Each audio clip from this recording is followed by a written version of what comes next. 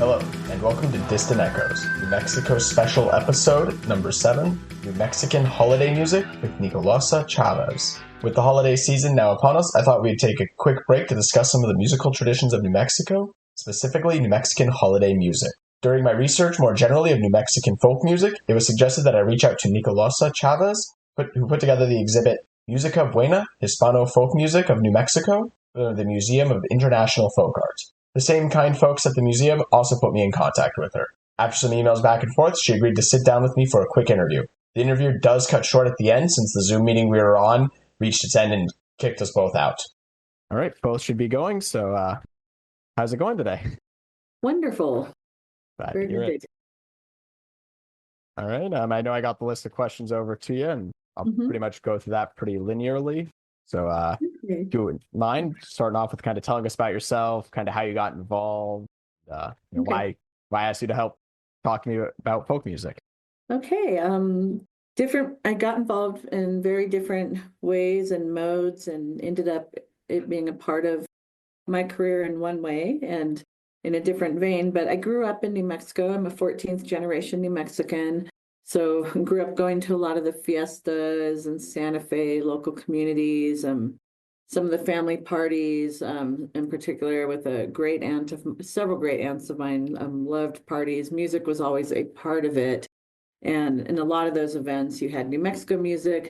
You also had mariachi, a little bit of flamenco and Spanish music. So there was kind of this mix of forms and varieties that I grew up with. And you still see that today, obviously, when you go to public events and fiestas. So early on, I gravitated towards flamenco, and I've been doing that since I was 11. I sing and dance. But also my grandfather was a huge fan of mariachi, and I grew up hearing a lot of that. And I wouldn't hear so much the New Mexico music unless I was actually out at a public event or fiesta. And it wasn't until years later, I went to UNM. I got my degree and my master's in history and a BA in Spanish as well. And my whole master's thesis was on flamenco, but at the same time, I moved into the museum world and began working with local culture, New Mexico art and history, and became a curator at the Museum of International Folk Art, where I ended up doing an exhibition, co-curating with Maestro Cipriano Vigil. And it was specifically on New Mexican Hispano folk music. And it was an absolute joy for me because so much of what I'd heard growing up, but not really delving into at that level and getting to know more about, it was wonderful. And to work with somebody like Cipriano and also just the many musicians that contributed to the program. We did a lot of documentary shorts for it. Picking items from the collections that represent a lot of not just the music you hear like at a baile or on the plaza, but there's so many traditions throughout New Mexico, especially around the holidays, which we'll get into, but some of those have costumes and other objects that are used during the performances. So at the museum, we were able to display those and kind of bring it to life in a way that is really hard to do when you're talking about music or musical traditions.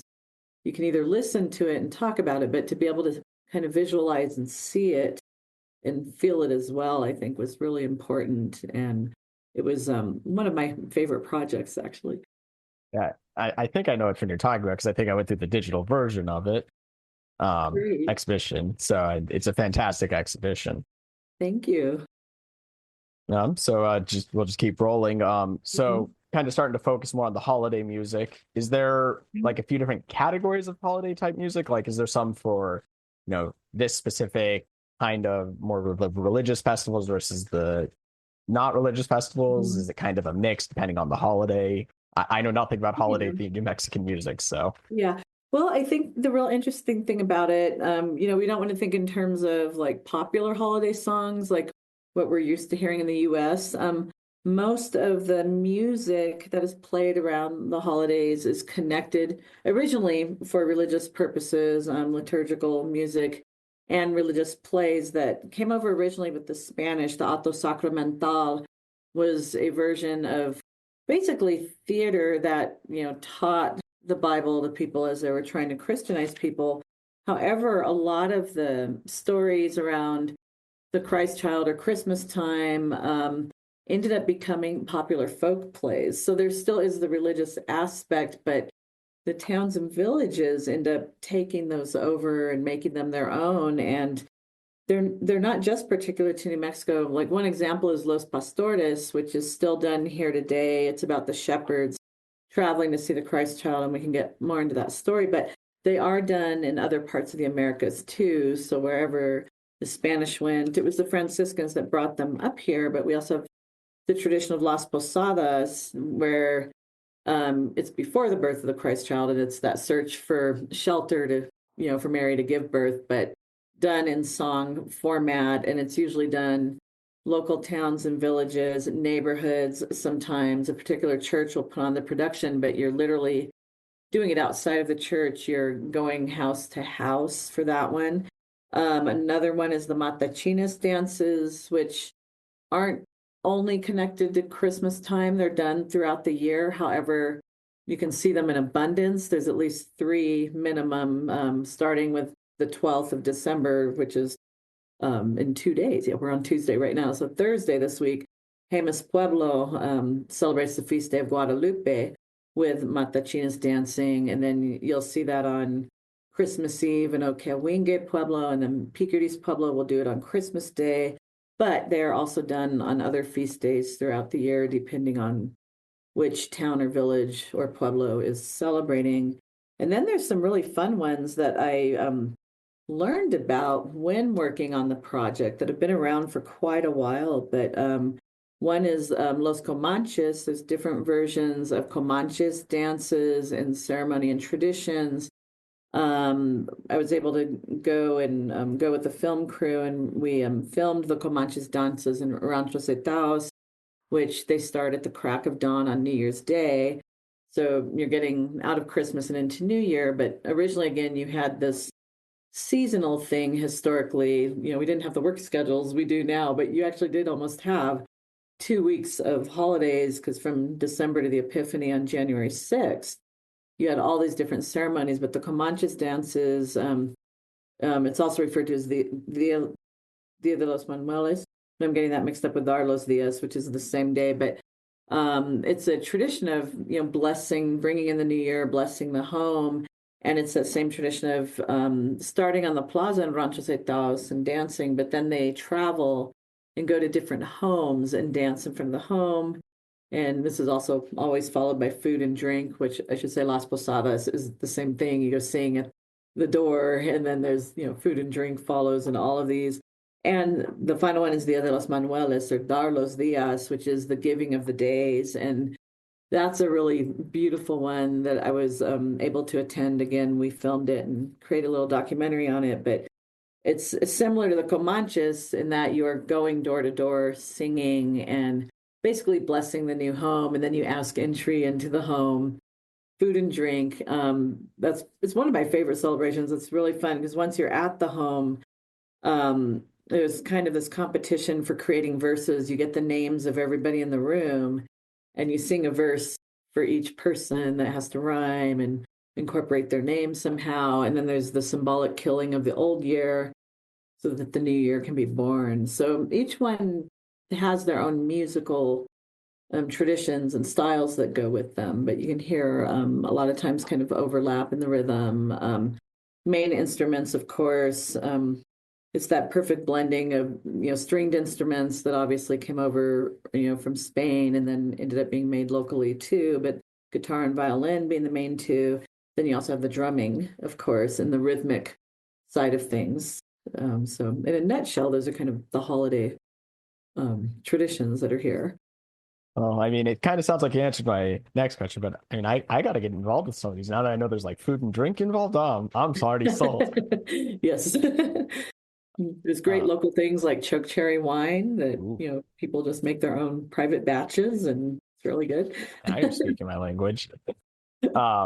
So like I said, I think you kind of answered my next question, but at least in my mind, I think there'd probably be about, if I was to randomly guess again, I know very little about holiday themed New Mexican music, but I think there'd really be kind of 2 major seasons where we see lots of them, one being the Christmas season and the other one kind of being the time around Easter.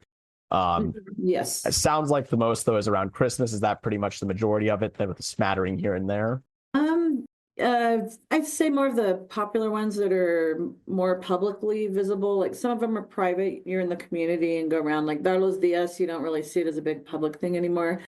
Easter time, of course, the really important time is, Jueves Santo, or in English, it's Maundy, Thursday, and then Good Friday or Viernes Santo. But there's the singing of the Vespers that takes place in a lot of the local churches. And then, sometimes there can be dancing involved with that too. But there's also the Alabado, which are sung usually by penitentes. And those are sometimes very private in the Morada itself when they're practicing their ceremonies during Holy Week. There are some public singing of alabados. It just depends when and where, but those are in particular probably I'd say the next most important holiday tradition or song form there is. It's one of the most ancient. And again, it's really interesting. I was doing a lot of research on Semana Santa traditions, and again, due to the flamenco background, I was listening a lot to the saeta, which is a form of flamenco that is sung in Spain during Holy Week, and you're usually singing it Holy Thursday to Good Friday. Usually there's these all-night sessions that go on until the sun comes up, and people will come out and sing. And it was very, in a way, reminded me of the alabado that you hear here in New Mexico, but also you can go all the way across to the Philippines, which was also the same colony. They were a colony of Spain, part of Nueva España, the viceroyalty that New Mexico belonged to. And it's a very fascinating parallel world. Even though you're on this tropical island, I felt so at home there because so many of the traditions were similar to here, a lot more public and out, and people they're crowding the streets for this stuff, but they do the pavasa and do the reading of the Passion, but they sing it in their native language. And that's one of the beautiful things about New Mexico. You can go to a mass and hear these alabados sung in Spanish, but you'll also hear native language, some English as well. But it's this blending of cultures that has happened over the centuries and still continues to this day. And I very much felt that in the Philippines as well. As you could hear the pabasa in regular Tagalog and then whatever local regional language of that particular group you were visiting. I would never have guessed that. I mean, I can kind of understand it. I mean, basically what the Americans thought when they acquired New Mexico was, oh, these people would be great to send to the Philippines. Right. They're close enough culturally. Yeah. You never really think about it, but you're like, oh, it's the Philippines. It's a whole nother country. It's nothing like us. Yeah, so it's really interesting how those traditions kind of spread throughout the Spanish Empire. Yeah, and then how each place they mix with local native traditions. In the Philippines, you have penitentes there, you have flagelantes, you all sorts of things during Holy Week, but they will incorporate a lot of local costume, and in one area they have skirts made out of banana leaves, like grass skirts, but they're doing flagellation at the same time, which is that dates back to Roman times at least, if not further. But it's this amazing mix that happens. That's fascinating. Definitely sounds like it.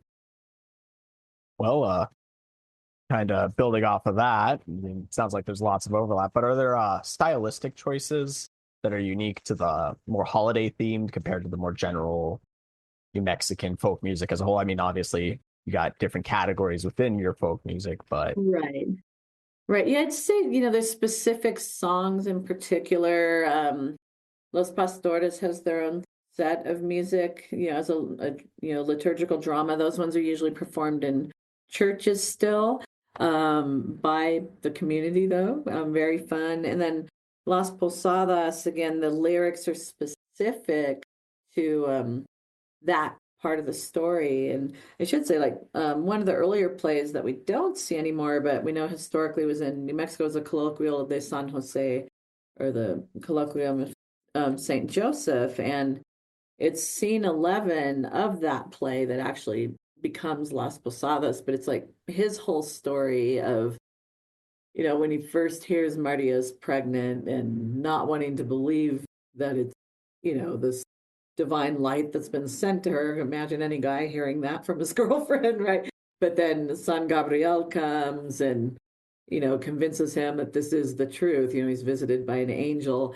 And later obviously he accepts her, he marries her, promises to be, the father to this baby. And then again, their route trying to find shelter, trying to find a place for her to give birth is what Las Posadas is. So the lyrics of the songs of Las Posadas go specifically with that. We're asking for intrigue. Can you please help us? The response is, no, you cannot enter. Go away, in a nutshell. Very short. And then finally they're let in at the final place, which is the symbol of the manger, or the portal in Spanish, as we say. And one of the songs, really interesting to me, because we think of it all as Hispano folk music, but some of these plays and some of the songs actually stem from a more formal musical background or training. And one of the people I was interviewing was Larry Torres, who was a professor of Spanish up at UNM in Taos, and he worked with a man named Arsenio Cordova to revive Los Pastores up there. And he found that one of the verses in the Los Pastores play actually came from an 18th century poet named Luis de Góngora. And they took his actual words from his poem and transferred those lines into one of the scenes that the devil recites about not knowing himself anymore and being conflicted because he's trying to prevent anybody acknowledging the child of light because he thinks he is the child of light. But so there are some aspects of more formal poetry and song. And when I was talking to Professor Torres, one of the more popular songs of Las Posadas that we hear all the time, the Vamos todos a Belén con amor y gozo. And it just sounds like this real folky type song, but he actually sang it to me in French. And it was supposedly, brought here by Archbishop Lamy when he came into New Mexico. So here you have a French archbishop coming in, bringing in some of his musical background and liturgical songs, and then that got incorporated into what is very much a folk tradition by the community going around. And it's the one that gets stuck in your head the most. If you go to a Las Posadas production, you're gonna be like that song, you're gonna be singing it for like a whole week after. It's just like gets in there. But I don't know it in French, but Professor Torres sang it for me, and wow, this makes perfect sense. It was just amazing to hear it. So stylistic choices, I think, like many folk traditions, they keep incorporating new things with the seasons and the times as they change. And one of the groups I sang with, we had fun. We did a whole project on flamenco holiday songs, which are referred to as villancicos, but we did our own flamenco rumba version of Vamos Todos a Belén. That was very fun to do in a different rhythmic structure, different key, and it fit perfectly. I mean, I could see a lot of these, it's once you figure out how to, I'm not very musically inclined, I'll admit, but I could see once you kind of figure out, oh, here's the things we need to change, you could make it work in just about any style. Yeah. Yeah. A really good musician can work magic, basically work magic with all of it. Way above my sense of rhythm. So I have a few guesses at where you might have a particular favorite song, but why don't you tell us what kind of the holiday catalog, what's your favorite? Well, I have a huge collection at home of holiday music. So I don't have a particular song per se, but I'd say album. I have several all-time favorite albums, but song-wise, there'll be a song, but it's a particular singer and how they sang the song. For instance, Winter Wonderland happens to be one of my all-time favorites. I absolutely love Judy Garland. She's one of my favorite singers of all time, but the way she sings that song to me is just, and Have Yourself a Merry Little Christmas, of course, when she first sang it, those two versions, bar none, are my absolute favorite. However, there's been other versions of Winter Wonderland, and the Eurythmics, of course, in the 80s did their version, which I'm a child of the 80s. I still love hearing Annie Lennox sing the version of that song. Another one is I Love the Winter Weather, which is, big band swing, but a group, Squirrel Nut Zippers, did a version of that song that is absolutely fabulous. And I never tire of their version of that song. But album-wise, I grew up, again, because of my grandfather on my father's side, he had a Christmas album of Edie Gourmet and the Trio Los Panchos. And many Americans think of Steve Lawrence and Edie Gourmet, and they did a great Christmas album too that I love. But before she, came into the US and married Steve Lawrence, she did all this beautiful Mexican music, and her album Feliz Navidad, and it's not the song that we all hear all the time. That song is nowhere on that album, which I am totally happy because it seems to be, again, people think that's the only song in Spanish that we have. And I'm like, no, there's tons of beautiful music out there in Spanish that is not. But her album has some just beautiful, beautiful Mexican, kind of the rhythms would be rumbas and boleros, and one is a cha-cha-cha. And just with her exquisite voice, Trio Los Panchos backing her. But she also did a Spanish version of Silent Night, Noche de Paz. And her voice is like butter. It's just so smooth and gorgeous and full. And then she also did White Christmas or Blanca Navidad. And that's another song I'm picky about. It's another one of my favorites. I don't like how everybody does it. But there are versions that I am absolutely in love with, and hers is one of them. And then she just has some beautiful songs that I'm not sure if she and Trio Los Panchos wrote them or if they're more traditional. But then there's one that is more like a salsa from Puerto Rico. And at the end of the song, they even say, Alegre Navidad, que viva Puerto Rico. And that would lead to another really fun Christmas album that is all Celia Cruz. And it's just, basically Christmas salsa music, Celia Cruz singing all of them. But again, there's a whole family of Caribbean Christmas music out there that's really fun to listen to and completely different from anything we hear here in the States. Sounds like I have some albums to add to my list, my ever-growing list of music to listen to. I didn't even know there was this whole Caribbean there's a world out Christmas musical world. Yeah, if you go down the rabbit hole, you find some amazing. But people, my parents actually brought me back that whole set of Cuban Christmas songs. So it was all your big Cuban bands from the 50s in there, and again, salsa, cha-cha-chas, just full orchestras. Like you can just dance the night away when you play that album. That kind of leads to my next one, since we're kind of talking vaguely international.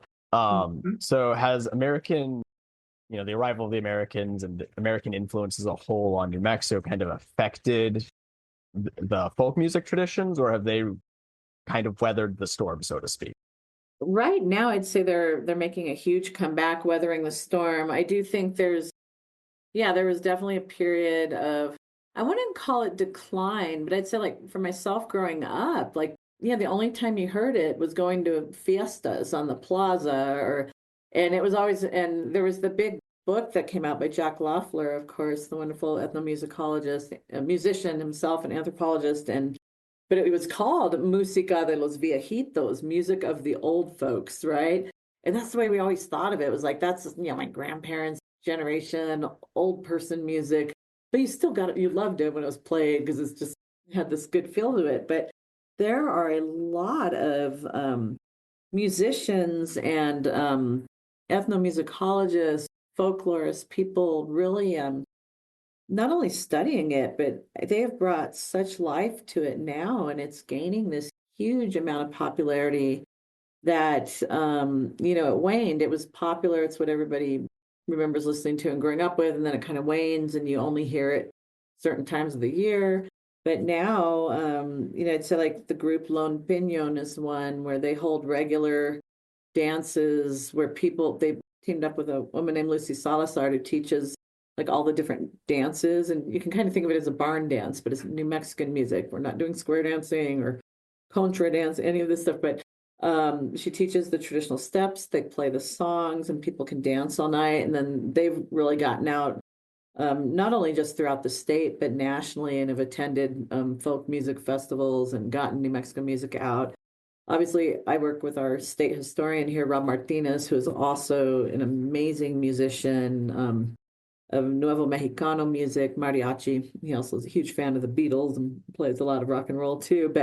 And then there's an amazing, wonderful female singer, Lara Manzanares, who she's a singer-songwriter that composes her own music, but she also has a huge repertoire of New Mexico folk music and performs them beautifully. Another one is David Garcia, who is just a fantastic musician. And he's one, too, that is really known. Another time of year that I forgot about, we don't think of it as holiday time, but in the spring, when all the acequias are opening up and getting ready to water the fields for summer, and so you can have that bountiful harvest, there's actual songs blessing the acequias and blessing the fields. And a lot of times people will come out and sing those on the feast day of San Isidro on May 15th. And David performs beautifully this gorgeous acequia song that he's written. And there's this whole kind of, I feel like a renaissance, resurgence, renacimiento of New Mexican folk music right now that's really exciting. And it's exciting for me because, again, I was a newbie, coming into the project and the exhibition, knowing just, like the tip of the iceberg on it. And there's also wonderful research resources, the John Donald Robb Trust, of course, at UNM through Zimmerman Library. There's a huge collection there of recordings and music. There's also scholarships available for research and performance. Right now, there's 3 performances of Los Pastores that are going to happen. Actually, I think starting on I have it on my computer. Let me see what it is. I think it starts on December 13th or 19th, but no, this Sunday, the 15th of December. So Los Pastores will be done in Santa Cruz, New Mexico. Then it goes to Albuquerque and up to Taos. And it's a wonderful, directed by Teresa Cordova, who's has her doctorate of philosophy. And she's the daughter of Arsenio Cordova, who revived Los Pastores. And she's very much keeping that tradition going and doing that production, but with funding from the Robb Trust. And then the other repository is the Florence Dibble Bartlett Library and Archives at Museum of International Folk Art. They have the Richard B. Stark collection, who he went out and recorded and documented tons of New Mexican folk music. They also have the full recordings along with the State History Museum, the Fray Angelico Chavez Library and Archives. Jack Loeffler's research and recordings are there. And then here at the State Archives as well, we have stuff on Los Pastores, Las Posadas, Los Comanches. So anybody wanting to research and find out more about these traditions and forms, there's plenty out there to do. And another professor I should mention, because he was such a mentor for me, was Enrique Lamadrid at UNM, who, of course, is the Encyclopedia of New Mexico traditions and Indo-Hispano traditions in particular. So interviewing and working a lot on Los Comanches with him, and also Matachines. We actually used him for our documentary on Matachines and interviewed him for that. And just, it's been a really wonderful ride. Well, you kind of stole my next question, which was about preservation, which is good. But I have to say I'm a huge Lone Pinon fan. So they're I whistle their Beaches Network all the time. So yeah, they're fabulous. And I love that, hearing Antonio Apodaka's song, which they've just completely, I think it's always hard when somebody does a remake of something because people are either going to hate it or love it by, one or the other. And their version is absolutely beautiful. And she's another one I grew up, seeing all the time on the plaza, Spanish Market and Fiesta, and just love. I think my parents' generation of New Mexican music, I always think Al Hurricane. So, oh yeah, good stuff. But that little different stylistically. Different style, but super fun. So now we kind of get into my more, lack of a better term, exotic questions. So why is New Mexican folk music important? Well, I think it's important because I think it's a very little known genre just outside of New Mexico, and unless somebody's extremely into ethnomusicology or folk music, and in particular, yeah, into the Southwest or Hispano folk music, a lot of people don't know there is an actual genre of New Mexican folk music. Like in the larger musical world, we think Latin music or Hispanic music. We think salsa right away. We think merengue. Of course, now we think of all the reggaeton and all the Latino pop that's out there. But nobody thinks of New Mexican folk music. And, we can trace salsa, to Colombia, Cuba, Puerto Rico. We know salsa comes from there. We know bachata and merengue, Dominican Republic. So all these areas, or tango from Argentina, right? So each country has their musical form that we know about. New Mexico is this interesting history in that we were a former Spanish colony, but unlike all the other places, when they gained independence from Spain, they became their own countries. We became a part of Mexico. We were a territory of Mexico when Mexico gained independence, but very quickly, obviously, we became a territory of the US. We were a Mexican territory for about 26 years, some odd years. And as a territory of the US, we kind of have this weird thing of we're not our own country, even though we feel like we are, because you cannot get good New Mexico chili outside our borders. But you can get, some kind of chili. It's not the same. It's not good. No, I've ordered it. I've tried. Like, okay, they say it's green chili. I'm gonna go for it. No, it's not. But musically speaking, yeah, New Mexico music is very unique to here. And again, it's connected, it's related to other forms in Latin America. Like you have Los Pastores, Mexican version of Los Pastores. When you talk about matachinas dances, there's matachinas in Guatemala, there's matachinas in other areas, but each place it's unique to that location. So New Mexico's styles are very unique to here, and it's because all of those Spanish traditions blended with the people that were already here. You don't have Los Comanches dances without all the raiding back and forth and the trading that took place in the 18th century. It's the descendants of those people that keep those traditions alive today. So our particular location in history, and I think it's important because it is getting recognized, it is getting acknowledged now. Again, I'll go back to, Lone Pinon, traveling out, going to these, other festivals and, introducing folks to New Mexico music and getting people interested. So I think it's exciting. It's important for our own young people to know what their heritage is. It's not video games and all these different things, which everybody partakes of now, or I just feel like folk traditions are super important. Just to know your heritage, your location, your upbringing, what your antepasados went through, what they celebrated, how that feeds who you are today.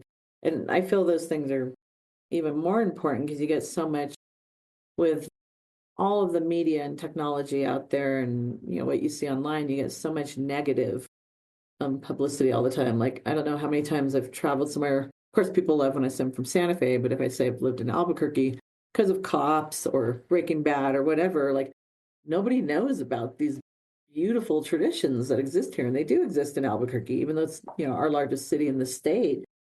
There's still Las Posadas, there's still Los Pastores. Bernalillo has matachinas on their feast day. There's still a fiesta in Albuquerque, in Old Town Antigua Park. So these traditions still live on. And for me, that's what's important, is keeping some of that spirit alive and making sure it continues.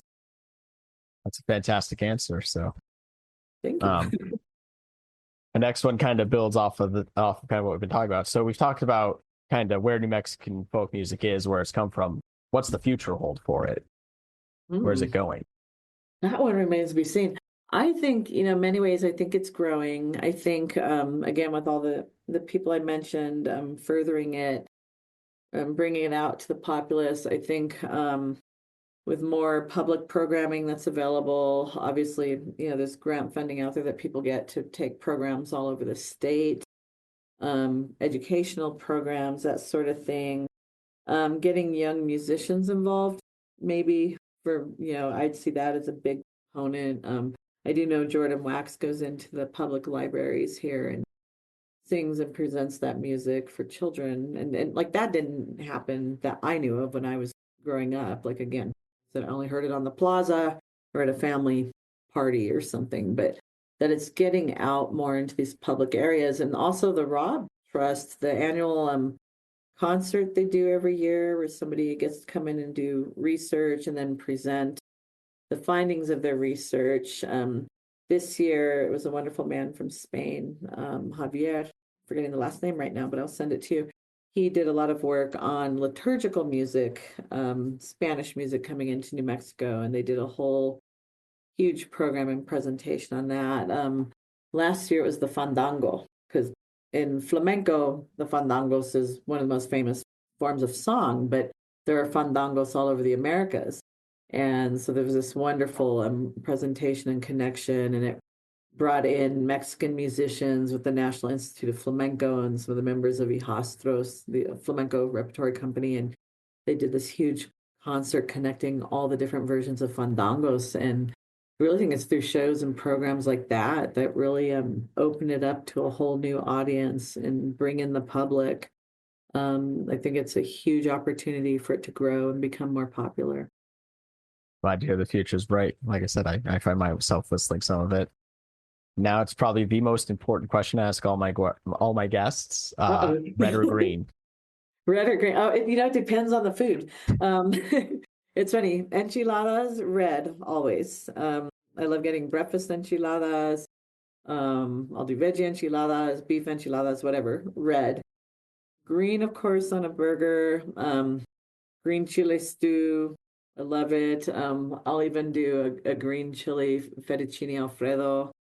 And actually down south, one of my favorite places in Carlsbad, the Trinity Hotel, they have a green chili chicken lasagna on their menu. And I know that sounds like that's not a New Mexican thing, but that family is an Italian heritage, but they've been in New Mexico for, more than 150 years, and pretty darn good. Pretty darn good. They also make a mean breakfast burrito, and that is the one time I'll get it with green instead of red, is down in southern New Mexico, because the green is just super fresh. And we're like polar opposites. I'm baking green all the way for breakfast burrito. Really? Other than that, I'm a fence sitter on everything else. Then it's like, oh, it depends on what's on it. If it's pork, I prefer red. Exactly. So on and so forth. But when it comes to burrito, it's bacon green, no matter where I am. But next time down in Carlsbad, I guess I got a new place to try. You'll love it. You'll love their green. And the other one that's funny is, the past, I'd say it's only been in the past 5-10 years. I would never do Christmas growing up. And one of my dance teachers, I remember being like, that's blasphemy, mixing the two chilies. And every once in a while I'll do it now. And oh my gosh, yeah, double the pleasure for sure. Really good once in a while. One is the Plaza Cafe. You can order chili cheese fries. It's not on the menu, but they'll make them. And getting them in Christmas, and just a mind-blowing experience. Like we have a whole separate episode on New Mexican food. I know we're kind of getting near the end of the time I had booked out for you, so I figure we'll kind of wrap it up now with my last question. I know you sent me a plethora of links. If there's one link that my viewers click on, what would it be? Oh gosh. Well, I think if they want to get a really good overview of the different holiday traditions I mentioned, that one link of Música Buena, the seasonal celebrations that I sent you, it pulls up the YouTube page for that exhibit, and it has all of the videos. So it'll have Los Comanches, it has Los Pastores, Las Posadas, and several different versions. We have 2 versions of Las Posadas on there. It has Dar los Días, which I encourage everybody to just pop that sucker on New Year's morning, and it'll just make you so happy. And that's another one, the songs kind of get, in your head, and you're singing them all day. So that'd be the main link, I think, to watch each of those. If you go into the actual page of the exhibit itself, there's a link for the alabado, which I think I did not send you that, so I will get that out to you. I'd like to thank Nicolasa for taking the time to sit down with me. I do appreciate it. I'd also like to thank the wonderful people at the Museum of International Folk Art who helped put me in contact with her. There's some great notes that she provided for us in the show notes, as well as on the episode's website. If you enjoyed the show, please share it with your friends. Leave a review on your podcast app of choice if it lets you. Since I'm a Luddite and don't use social media, word of mouth and reviews are the only way the show spreads. We have a website located at engineeringfire.org. That's spelled ENGINEERINGFIRE.org, where I have a link in the header for podcast resources, including pictures, companion posts, my bibliography, and the transcripts of each show. We have an email you can submit comments and questions to at michael@engineeringfire.org. The intro music is Desperados by Frank Schroeder and sourced from filmmusic.io. The outro music is NeoWestern from Kevin McLeod of Incompetech. Links to all things mentioned are present in the show notes and at the website. And thank you all so much for listening, and I will see you in the next episode.